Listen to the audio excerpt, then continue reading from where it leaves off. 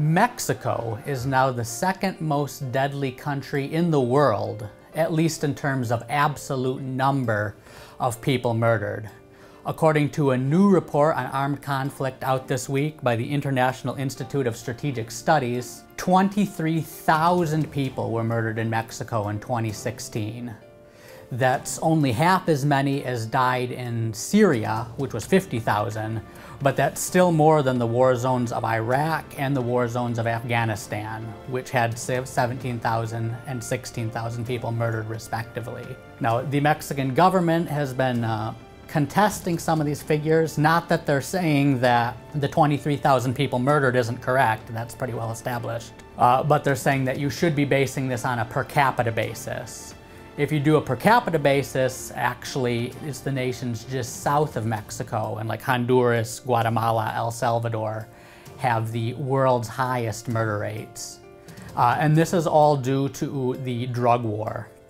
This is something that doesn't get nearly as much media coverage as a lot of the conflicts in the Middle East, like Iraq, Afghanistan, and Syria. But as the Sinaloa cartel and a couple of the other major cartels start to fragment and move back into infighting, this is something that could be the world's worst humanitarian crisis within just a few years.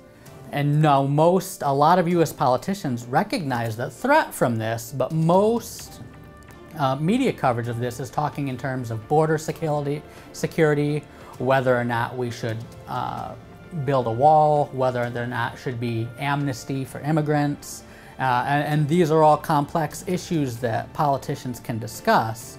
But what sets the trumpet apart from so many other news agencies is that we're showing that social trends within the United States have huge implications on international news. And this humanitarian crisis, this drug war, these 23,000 people murdered in Mexico, the primary root cause behind all this is drug addiction within the United States. Roughly 10% of the United States' adult population is using some sort of illegal drug. That means that's up to roughly 24 or 25 million American people using illegal drugs. That's fueling a $100 billion industry into Mexico, which is keeping these cartels extremely well armed, extremely well funded. And so this is something that's never going to be fully solved by the White House. As United States President Ronald Reagan always used to famously say, the biggest problems in America are solved around the dinner table.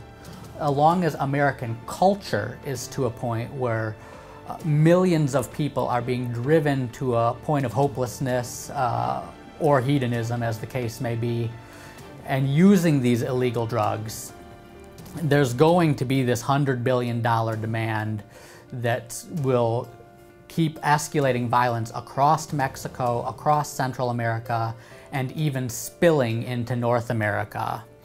This is just one of the probably best examples of just how something that our founding fathers in America always told us is that how national security is rooted in private morality. And until private morality regarding issues such as drug use and other forms of escapism improves in America, this humanitarian crisis is going to get worse across all the nations of the North American continent.